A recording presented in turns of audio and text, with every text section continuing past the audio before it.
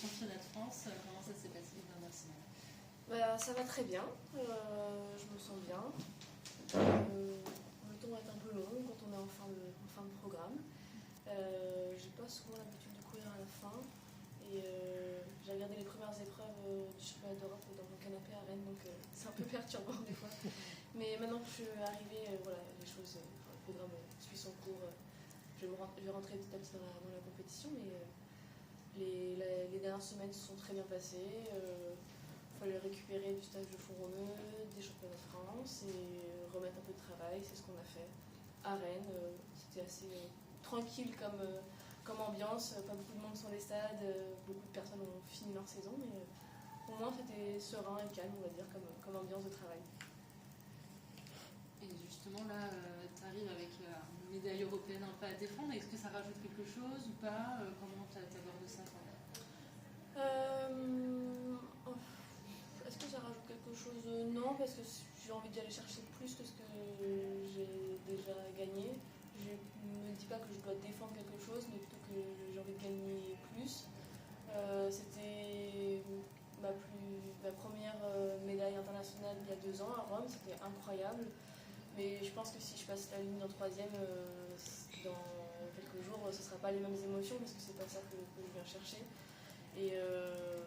Mais forcément, il y a une pression de bien faire, de ramener quand même des médailles pour l'équipe de France.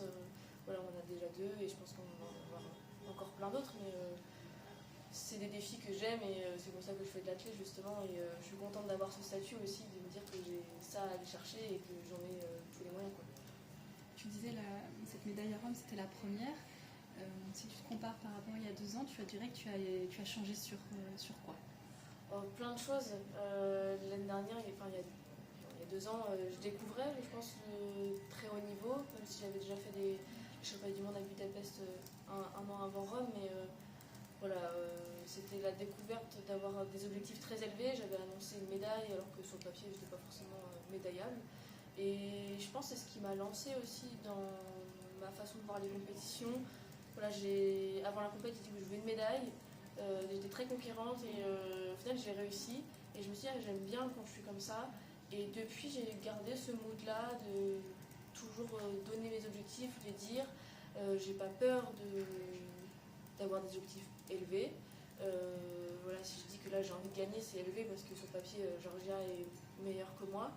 Mais un championnat, c'est fait justement aussi pour bouleverser les hiérarchies, sinon on donnerait des médailles au bilan. Et c'est ça que je trouve beau justement sur les championnats, c'est de pouvoir bouleverser tout ça et procurer des émotions, même moi, de me dire c'est possible que j'aille gagner. Je sais pas, je trouve ça stimulant. Et après, personnellement, j'ai vécu plein de choses, je pense, en 2 ans. Une finale olympique, des records de France, une 4e place frustrante à Toruń cet hiver. Voilà, je me rapproche petit à petit du gratin mondial. Et aujourd'hui, les Europes, j'ai envie d'être sur le toit de l'Europe avant d'être sur le toit du monde. Donc, c'est une posture que j'avais peut-être pas quand même il y a 2 ans et que je me sentais pas forcément légitime. Souvent je parle de la légitimité et aujourd'hui de viser un titre, voilà, je suis prête pour ça et je pense que c'est un bon point de passage sur les objectifs que je me place pour les années à venir, d'être médaillée mondiale et olympique, je l'espère. Tu parlais de Georgia justement, c'est l'autre grande favorite pour la course, en plus à domicile. Sur quoi ça va se jouer, tu penses, sur le final, pour se dire il y en a une qui sera devant, quoi? Voilà, c'est difficile de dire sur quoi ça va jouer. Est-ce qu'elle, avec le fait qu'elle soit à domicile, c'est une pression supplémentaire? J'ai l'impression qu'elle arrive quand même à bien courir chez elle. Elle a été championne du Commonwealth 800 il y a quelques semaines, il y a une semaine ou 2.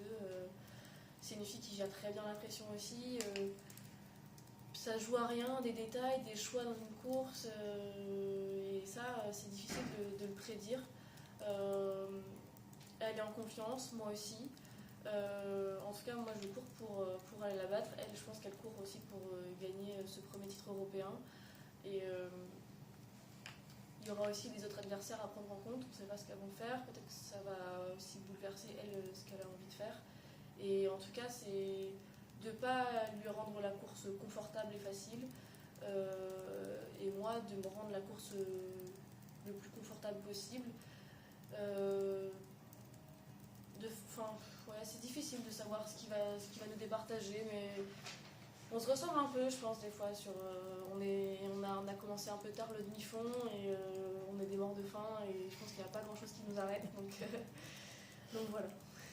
Tu dis souvent que tu aimes jouer. Oui. Est-ce que tu peux rentrer un peu dans le détail en quoi le 1005 c'est un jeu? Parce que... Ça paraît pas comme ça. 3 tours, 3 quarts à fond, c'est pas un jeu. Surtout en championnat, c'est vraiment un jeu, je trouve. En meeting, peut-être un peu moins, même si aujourd'hui j'essaie d'avoir aussi cette vision-là dans les meetings. C'est ce qui me fait courir vite. Mais c'est un jeu de placement, aussi de ressenti des autres. Est-ce que moi, si là c'est difficile, est-ce que c'est aussi difficile pour les autres? Des fois, on se sent super bien et on dit bon, bah là, en fait, c'est maintenant, il faut que j'y aille. Et... Ouais, c'est un jeu dont on connaît les règles, mais on ne connaît pas qui va jouer, qui va être le meneur d'allure, qui va être le personnage principal d'une course. Il y a toujours quelqu'un qui va prendre un peu plus de lead et qui va un peu faire que la course va courir vite ou lentement ou attaquer. Et c'est ça que je trouve chouette. On découvre plein de choses dans les courses et notamment le 1500, on a le temps de faire des scénarios complètement différents. Voilà, j'ai eu l'occasion de courir d'autres courses, j'ai fait plein de choses dans ma carrière athlétique qui sont diverses et variées, et je trouve que l'épreuve où il y a le plus de rebondissements, c'est presque le 1500, parce qu'il y a du temps et pas trop de temps non plus, donc les choix il faut les faire vite. Après tu peux faire des petites erreurs, tu peux réussir à les rattraper, mais en même temps c'est quand même quelque chose qui va si tu fais une erreur, elle peut te coûter les quelques centièmes qui vont te départager de la gagne. Et j'ai écouté un débriefing de Jacob sur sa non-médaille des Jeux sur le 1500. Et tout ce qui se passe dans sa tête, c'est fou. Et je me suis dit, je suis rassurée parce que moi, des fois, je me trouve un peu trop lucide pendant les courses. Et je me dis, en fait, si lui aussi, il est aussi lucide et qu'il se pose autant de questions, c'est que c'est normal. Il dit qu'en fait, les jambes, elles brûlent, tout le corps est vraiment, on est au bout du bout. Mais en fait, le cerveau, lui, il va très bien. Et donc, on continue à réfléchir pendant les courses. Et ça m'a rassurée. Je me suis dit, bon, ça va, si à 200 mètres de la ligne, je me pose la question, est-ce que je passe à gauche ou à droite?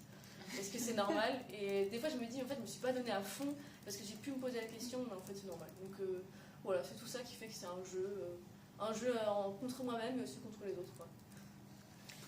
Agathe, vous êtes une athlète qui a beaucoup de mordants, de peps et d'énergie. Comment faites-vous pour canaliser ça dans le bon sens, surtout la veille de la course? Ça, dans la vie de tous les jours, je suis plutôt calme. J'aime bien avoir des moments calmes aussi. Je pense que le plus dur, c'est pas me canaliser avant, c'est me canaliser pendant les courses et pendant les entraînements. Si j'ai fait de l'athlète, c'est parce que j'adorais le dépassement de soi, le fait de se donner à fond, sauf que c'est pas ça tous les entraînements. Et ça, c'était dur pour moi d'accepter, surtout quand je suis arrivée dans le demi-fond, quand on m'a dit que c'était normal de faire des séances et de pas être crevée, quoi. Je me suis dit, mais si j'ai pas tout donné, j'ai rien travaillé. Donc ça a été un long travail, donc c'est pour ça souvent je dis que j'aime bien comprendre ce que je fais, c'est justement pour comprendre pourquoi je me donne pas à fond à toutes les séances, quoi. En gros. Mais donc, comment je me canalise, je pense, c'est en comprenant la physio de l'homme et en me disant que si je pars à fond, je vais griller toutes mes cartouches. Et voilà, c'est dans la compréhension de l'épreuve et de mon corps que je me canalise, on va dire. Tu vois la course de Jimmy où il est parti peut-être un peu tôt et il l'a reconnu d'ailleurs.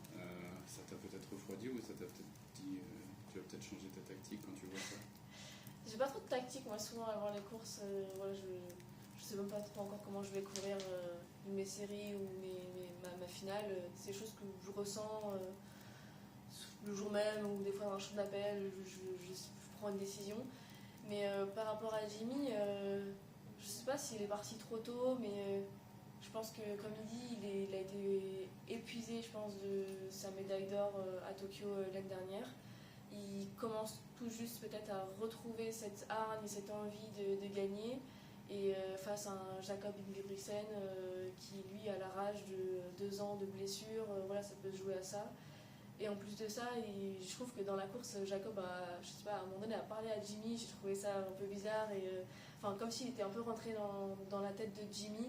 Et donc, voilà, chacun fait avec ses armes. Jimmy, s'il a senti que c'était maintenant qu'il fallait qu'il y aille, c'est que c'était maintenant. Et c'est juste que, voilà, il n'a pas optimisé. Enfin, peut-être qu'il n'a pas eu toutes les armes face à un Jacob qui était monstrueux et que peu importe le scénario, il aurait gagné, en fait, tout simplement. Mais Jimmy, il va revenir. Enfin, je pense que là, pour le coup, pour le 10 000, il va l'avoir sa rage, quoi. À quel point l'aspiration, je pense, dans ce cas-là, est important. Tu fais beaucoup de vélo. Ouais. Tu sais qu'à vélo, c'est beaucoup plus important qu'à pied. Est-ce qu'à pied, ça reste quand même un truc important d'être derrière, d'être bien à l'abri Oui, je pense que c'est quand même très important. C'est scientifique, en fait. On court quand même à des allures très rapides, au-delà de 20 km/h. On le sait très bien qu'il y a l'effet d'aspiration, comme tu dis. Et en plus de ça, il y a l'effet je sais pas, mental, on pose le cerveau, je ne fais que suivre, je n'ai pas à réfléchir à quelle allure ça va être, je suis, ça c'est très facile de suivre quelqu'un.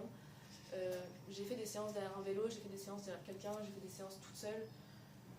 Les séances les plus faciles, c'est les séances derrière le vélo parce que c'est beaucoup plus haut que quelqu'un et le rythme est lissé, enfin, c'est trop facile. Derrière un vélo, j'ai l'impression que je pourrais battre le record du monde alors que sans doute pas, mais et derrière quelqu'un, c'est un poids plus dur parce que tu as encore un peu moins ce phénomène d'aspiration et tout seul, rien que de regarder le temps de passage, de penser est-ce que je suis sur la bonne allure, ça te prend déjà un peu d'énergie, plus l'effet d'aspiration, on l'a vu sur le Tour de France, ça peut changer complètement une course. Et dans l'athlé, c'est pour ça que les gens n'aiment pas trop être devant. Après, si ça court pas vite, parfois il vaut mieux être devant et attaquer et justement avoir cette petite avance-là de fait d'attaquer et d'être déjà devant. Des fois, ça peut jouer à ça et que de vouloir forcément se cacher dans un peloton qui court pas très vite, quoi. C'est question aussi d'avoir un peu tactique. Tout à l'heure, tu parlais d'Unterbell en disant qu'il fallait lui rendre la course pas confortable. Ouais. Ça veut dire quoi concrètement avec une fille comme ça, réussir à le rendre? C'est quand elle a envie de se placer à un endroit, de ne pas forcément lui laisser la place qu'elle a envie de prendre. C'est si elle se met devant, d'essayer de voir si moi je me mets devant, est-ce que ça la dérange. Je sais que c'est une fille qui adore courir devant, elle l'a dit au micro, qu'elle aime bien voir sa foulée et que parfois dans les pelotons, elle peut avoir moins d'aisance. Du fait comme moi, on a commencé tard les courses en peloton, donc c'est moins naturel pour nous, je pense, d'être dans des pelotons. Moi aussi, j'adore être devant. On va tous les deux vouloir une place plutôt à l'avant, j'imagine. Mais c'est aussi faire sa course, c'est pas que calculer sur ce qu'elle veut faire. Je pense que je vais d'abord me concentrer sur me rendre, moi, ma course confortable, puis me dire, bon, là, ok, je suis confort, est-ce que je peux lui rendre un peu plus inconfortable sa course, sans que ça soit...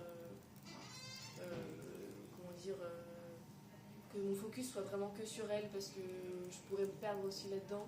Il y a des filles derrière, Patricia Silva qui a couru 3,58, qui est une coureuse de 8 qui peut finir très fort, donc c'est difficile de se concentrer que sur une personne, il faut se concentrer sur tout le monde, mais en tout cas oui, c'est ne pas se laisser marcher dessus, quoi, tout simplement, et de prendre sa place et de jouer toutes les cartes que j'ai en main, quoi. Merci.